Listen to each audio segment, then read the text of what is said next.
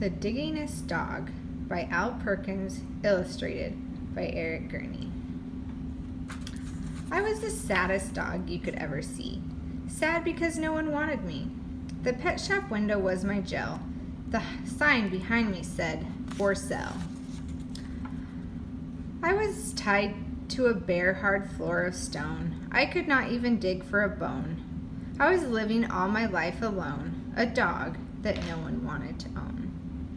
And then one day at 4:30, Sammy Brown came in the door. Sam took one look at me and cried, "Why are you tied up here inside?" "I've always wanted a dog like you, so I'll tell you what I'm going to do. I'll take you out to the farm with me. You'll play outdoors where you should be." I felt as happy as a pup when Sam paid the man and picked me up. He rubbed my ears, he scratched my head. "I think I'll call you Duke," he said. Sam gave me a collar, he gave me a lead. We left the shop at tremendous speed. We went a long way out of town. We came to the farm of Sammy Brown. It was the nicest place I'd ever seen, a pretty white house in a field of green. And in the shade of the apple tree, a special dog house just for me. Next morning, while Sam did his chores, he let me run and play outdoors. I'd never played outdoors before. I've always lived on that hard floor.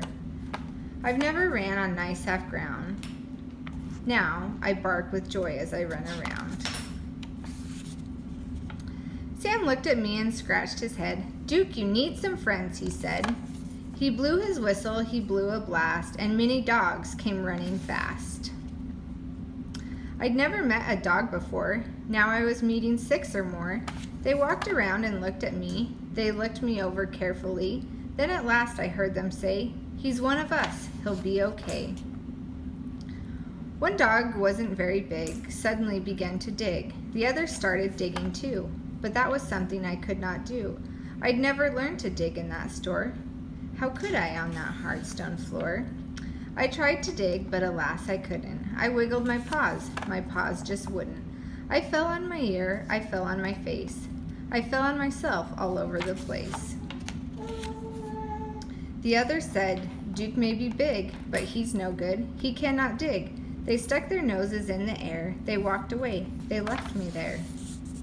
"I'll teach you, Duke," cried Sammy Brown. "I'll show you how to dig deep down."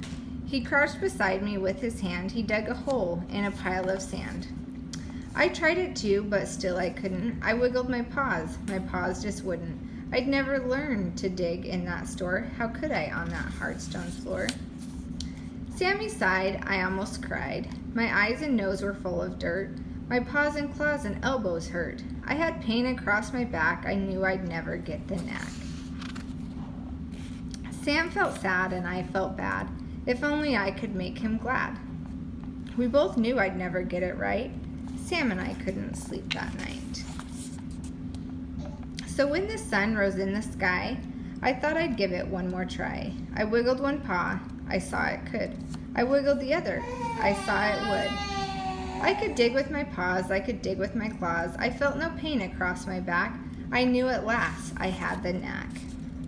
Sammy Brown looked at me. He saw me digging happily. "Good for you, Duke," Sammy cried. "I knew you'd do it if you tried." So I dug farther. I dug faster. I dug and dug to please my master. I dug up grass. I dug up weeds. I dug up daisies. I dug up seeds. I dug up the fence. I dug up the gates. I dug up the garden of Mrs. Twaits. I dug up the rooster. I dug up the hens. I dug up the sheep and pigs in their pens. I dug and dug, I couldn't stop. I dug up the barber in his shop. I dug up Mr. Rodney Thayer, sitting in the barber's chair. I dug my way through the town. I dug a lot of buildings down. I was having so much fun. I dug up Highway 81.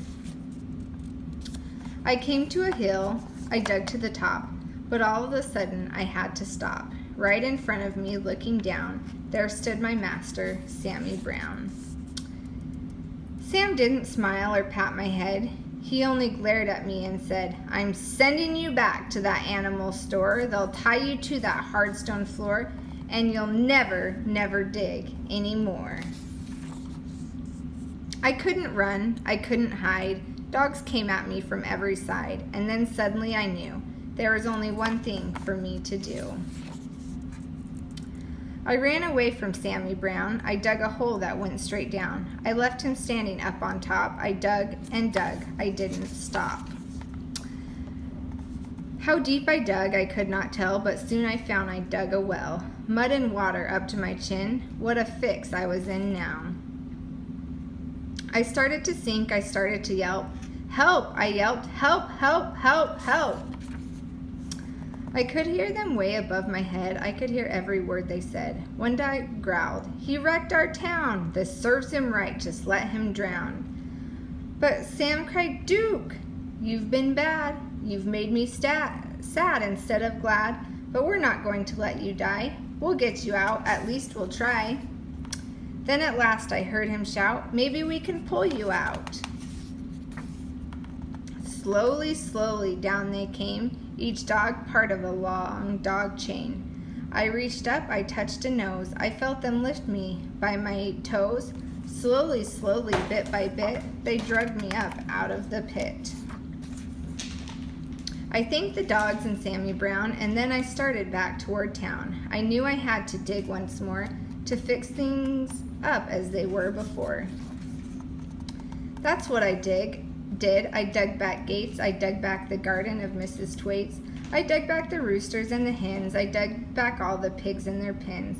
I dug all day in the summer sun. I dug back Highway 81. I dug back everything in the town, everything that I'd knocked down. Today when I dig, well, I'm careful now. I'm useful too. Sam lets me plow. He'll never send me to that store or tie me up on the hard stone floor. My dog friends watch and wonder why they can't dig as well as I.